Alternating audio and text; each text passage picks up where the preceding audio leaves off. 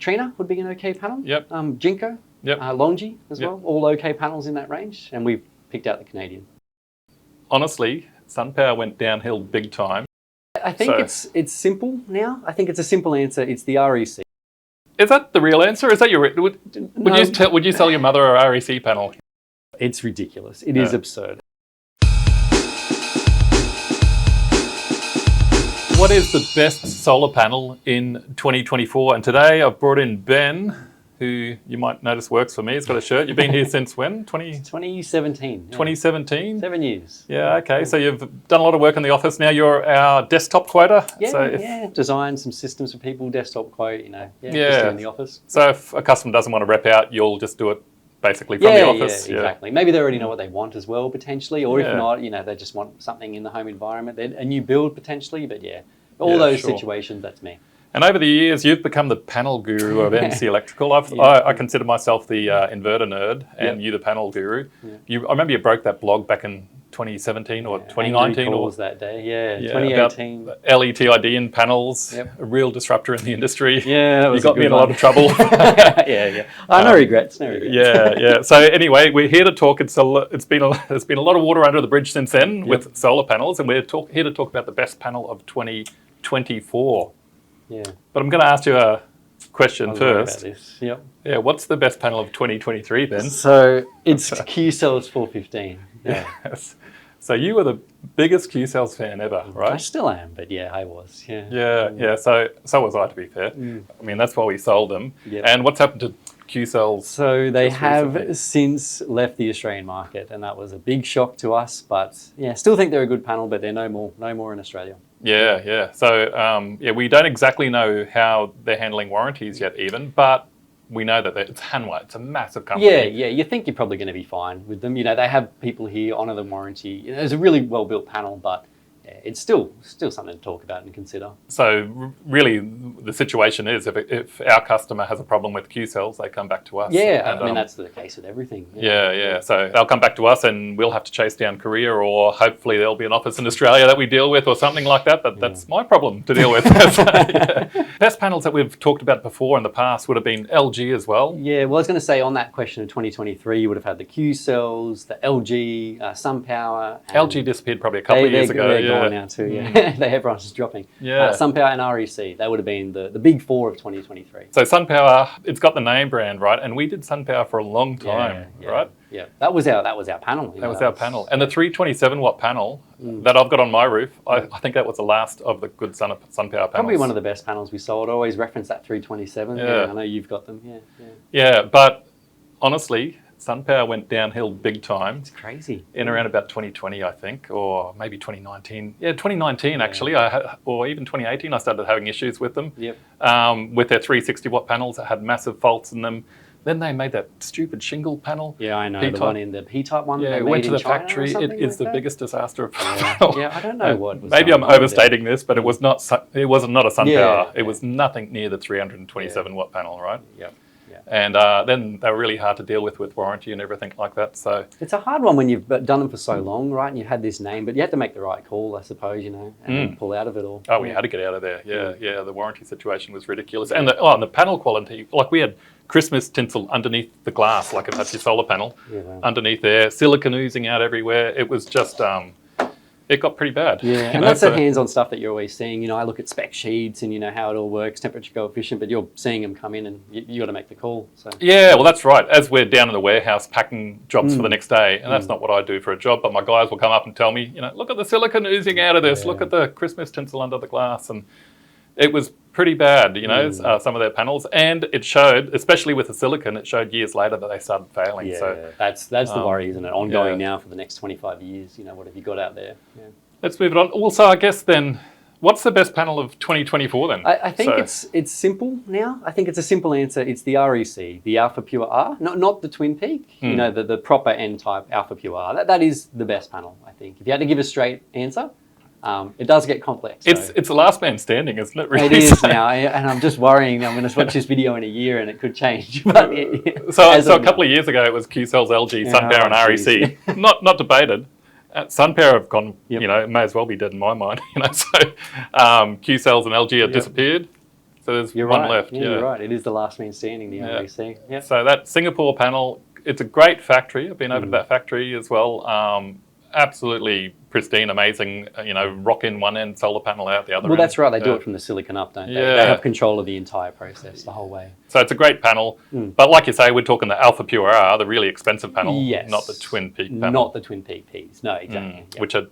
Which are going to be no longer soon anyway, I think. Okay. Yeah, there you go. Is that the real answer? Is that your? Would you sell your mother a REC panel? See, this is a really, really good point. You've got to value panels in how good they are, but how much they cost as well. So I have a different panel on my roof. I've got the Canadians, 10 kilowatts of them, and for a different fitting answer, that's the best panel in the world, or that's what I feel was the best panel in the world relative to how much they cost. And that's where the answer gets complicated, and that's what we're going to talk about, I suppose. Yeah. So Canadian solar, and we've been doing Canadian, we've actually been doing them on and off forever. Yeah, forever. Before I was here even, I think you were telling me this is the panel that we do, and it was Canadian. Yeah. And it is it's a Chinese-built panel. A Chinese guy went to Canada, started up a factory there. They still have a factory in Canada. Yep. But for Australia, we get the panels out of China. Yep.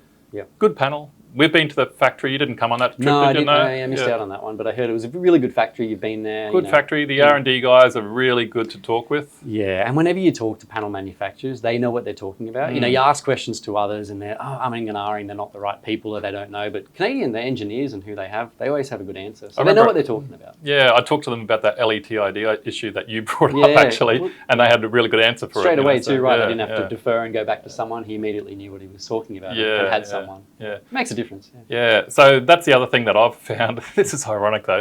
I've found with Canadian, I've always said that I've had problems with Q cells, with the Malaysian panels. When I'm talking silicon or twisted frames or something like that. We haven't done much LG, in fact, hardly any, so haven't had issues with them.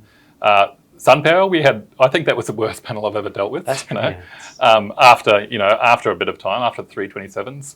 REC, we had really crooked RECs back, we're talking more than 5 years ago, So we've had issues with those. And I've always said that we've never had issues with Canadian until recently. They've joined the club, no one's perfect. So here's what we found recently as we're unboxing our panels and getting them ready for the job. The guys will call me over when they see it, is you have bus bars and you have these tiny, this is 2 bus bars that you have across cells. Now you have 12 tiny little bus bars that go down here that the power goes along. And we were finding basically like really fine guitar strings that the electricity runs across from one cell to the other. And we found a couple of those bus bars twang, they'd broken in production. Just as they came in, off the pallet, you caught them before they were out there. Yeah. Oh, yeah. So, of course, we took them out, and there's a few different pallets. We took those ones out, put them aside. Of course, Canadian were concerned about it, and they're taking them back and replacing them. We're not going to install those on the roof. But it was disappointing for me because I've always said that Canadian would never have an issue. No issues. But I think that's a reality of manufacturing, right? Yeah. We joke, but it is. I think that's just how it's going to be. It's really complicated. There's so many out there. You're going to have issues. No one's immune to that. Yeah. Okay. So that more complex answer, then when you look for the best panel, it gets difficult because we're not going to sell every customer REC. So for a rough ballpark, if we're talking a 10 kilowatts of panels, you're paying around $2,500 or $2,000 or $3,000 more for the job. Yeah, exactly. For the same capacity compared to Canadian. Yeah. If you've got that extra money, go for REC. Why not? If it's about return on investment and you don't drive a Lamborghini, then Canadian's a good panel. I agree completely. And that's why, Canadian suited me, but that's why you always offer both. I think there's a different niche for what you're wanting to achieve, and they've both got their place and why we do both. But I think we want to be realistic. I'm not trying to say that Canadian's the best panel on earth, right? It's not that way. I think it's more that it's been our experience over the years, right? It's true. It's not that there's not a one answer, I suppose. We just simply don't know what the best panel is. We have to use all the information that we have, testing standards, build quality, and just give the best advice or the best solution that you're willing to put out there. And that is Canadian. And a big part of it is what my friends in the industry say about the warranty process with Canadian, our own experiences with Canadian, our own experiences with build quality, except for last week. Or even to that note too, even other panel manufacturers as well. You use industry experience and their feedback as to why you may not do other brands as well. Or if something is similar and you're like, why not those? Industry. And so let's name those panels then. What would be an okay panel? So In that range, I think Trina would be an okay panel. Yep. Jinko, Yep. Longi as Yep. well, all okay panels in that range, and we've picked out the Canadian. And there's certain reasons. I don't know that we need to. I don't think, to be honest, I don't know that I'm an authority enough on all of those panels. Yeah. No. But I'm authority enough to say after 15 years, I'm sticking with Canadian. Yeah. So, Yeah, I think that's completely true. I mean, to be an authority in that, the amount of work you would have to do, you have to see every facility, you'd have to have experience installing each of those for years, and it's just too much, and it's going to take too long to find out. Yeah. So you use the industry knowledge and their feedback and what you feel is right. And so we're happy with Canadian. We're happy with the price point that we're getting it at. So we're sticking with that for a while. I want to talk about a few different points though with it. Is that okay? We're talking about 25-year warranty. What do you think of that? No, it's ridiculous. It is absurd. Who 25 years? I can't even picture 25 years into the future. Is Canadian going to be here in 25 years? I don't think anyone will be. I just think it's absurd. So what does the warranty mean? Yeah. Gee, I'll be coming on 73 or something. That's crazy. When you put it like that, yeah, wow. So I won't be climbing up on your roof replacing your panels, that's for No. sure. It'll probably be my grandson or something. So, yeah. That warranty period is just really annoying, and who knows whether the company, as we've seen, all the Q cells have gone, LG have gone, who knows what's going to happen. No matter how good you are. Be foolish to say otherwise, right? Yeah. I think that's just being realistic. I think that's right. Let's really quickly cover this is shading. Oh, yeah, So shading's been a fun one lately. Yeah. this has been my bandwagon for ages, right? Since probably more than 5 years, I've been getting on all panel manufacturers and trying to get them to change their install manual. You know who I got to change their install manual? None? Q cells. Oh, Q cells. Oh, great. Yeah, cool. They're gone. Fat lot of good that was. So they're gone now. Yeah. Okay, let me explain this really quickly, Ben. Is the problem I've got with every panel manufacturer, it doesn't matter what the salesman says, like the rep from Canadian says or whatever, is the install manual tells you never ever to install the panel near the shade. Yep. And so you'd think, well, that's stupid because what about 6 o'clock in the morning shade, right? Where is that line? Yeah. And I can't get any single panel manufacturer to change that. Yep. In fact, I've even said to Longi, for example, recently, if you change it, there's their Longi panel there. I had an interview with Brett recently. If you change that install manual, I'll switch from Canadian to Longi, just on principle. Still can't do it? They can't change it. Yeah, wow. Yeah. So what they're saying is your warranty is void if the panel is shaded at 5:30 in the morning, if that's when the sun comes up. Wow.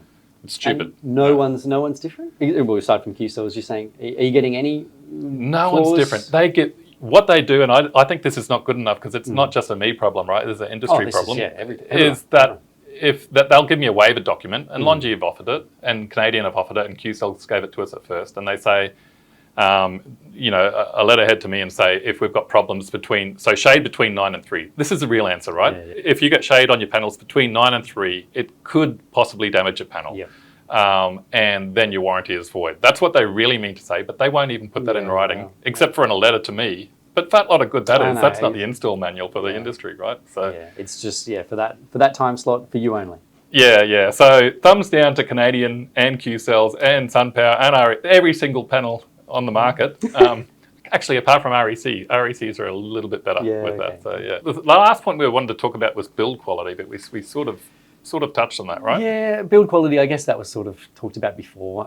It's hard, you see the panels come in. I suppose that's your way of assessing build quality, aside from testing standards and what they say. It's just a check over from yourself and you guys, right? Yeah. I get we've got 2 guys unloading the panels out of the pallet, getting ready for the next day's installs. I always get them putting an eye over that. They're getting better at picking jobs, picking problems with panels. Yeah.